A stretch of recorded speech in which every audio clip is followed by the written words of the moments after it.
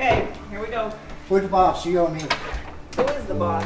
You? I don't know. You Are want me you to be proud the of boss? me? You hear I'm gonna be stuck working more hours? Do you need a coat today? No, I'll be all right, man. I had been doing quite a bit of community education pieces and public speaking with one of our individuals, Brandon. And when I would drop Brandon off and pick Brandon up, whether it be a weekday, a weeknight, a weekend, there were no variables in that house. There were 3 other fellas that lived there, except for this fella named James, who was always home. It didn't matter what time, it didn't matter what day of the week, he was always there. And so finally I said to Brandon, why is James always home? And he said, oh, Denise, he doesn't have any family. And I said, he doesn't have any family? Well, what does he do on Christmas? What does he do on Easter? And he says, oh, staff makes him dinner, and they celebrate and they open presents. And that really bothered me. It happened right before Thanksgiving. I thought I'd love to have him over.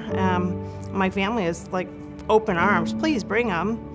And I had to reach out to the Office of the State Guardian because James is a ward of the state.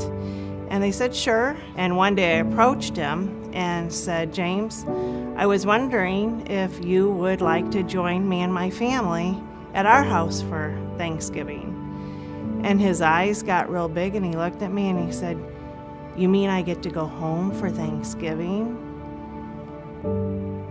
And it occurred to me that home to James was a destination. It was some place for the last 40 years his housemates and those around him have gone. They're going home. They're going home for the weekend. They're going home for the holiday. They're going home to see their parents, or they're going home for a celebration. And James never got to go to that destination. He came over and he enjoyed himself, and before long we seemed to be doing this for holidays, and then it seemed to be he would book me out sometimes 6 weeks in advance to where my name was in his calendar 6 weeks in a row, and we always agreed to the time 2:30. I don't know why, but I always ask him, what time works for you? And he'll say 2:30. So it's always 2:30. And he comes over, and we've been doing that for the last 5 years now, every week. Unless we happen to be out of town, he's joining in on whatever it is we're doing. Denise is my family. I'm keeping her. And she took me to movies sometime. Maybe she took me out to eat. I help her the groceries and I help her cut the grass. I always take my dog out. I always take my dog outside and then take her for a walk because I'm her family. I'm going to keep my family. That's his dog. He'll tell you that straight up. He'll take her for walks and take her outside to go to the bathroom and whatnot. And sometimes she walks him. I can remember a couple of instances where he went out and it was like he was gone for quite a while. And we started wondering, and he came back, of course, and he said, Sophie wanted to go all the way around the block. And I said, well, you have to tell her what to do. He goes, that's not very easy.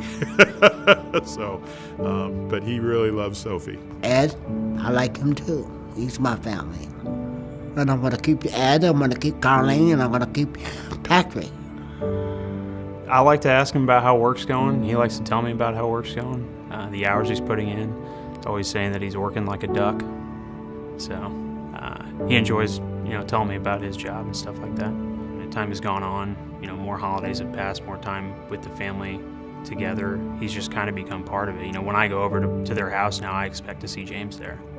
He's really built a relationship with each and every one of us. I just feel like I've become a better person being able to be part of James's life. I mean, it's rewarding to me knowing that. It's rewarding to James. And James is always, willing to talk. He's always happy.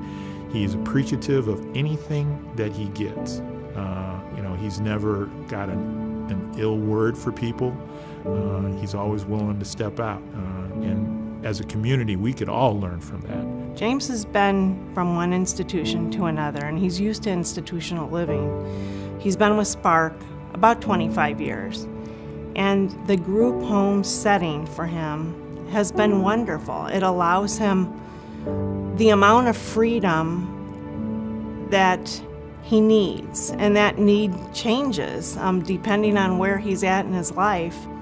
I don't know that James would be able to hold down a job or be able to have the nice home that he has without the support of Spark.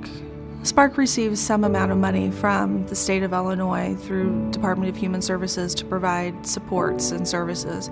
Unfortunately, just based upon the needs of the state and how things operate, that amount is usually not sufficient to help our individuals achieve all the things that they want to achieve. So we do rely on donors and fundraisers to help bridge that gap and to help make sure that we're able to do all the things that James wants and that James needs.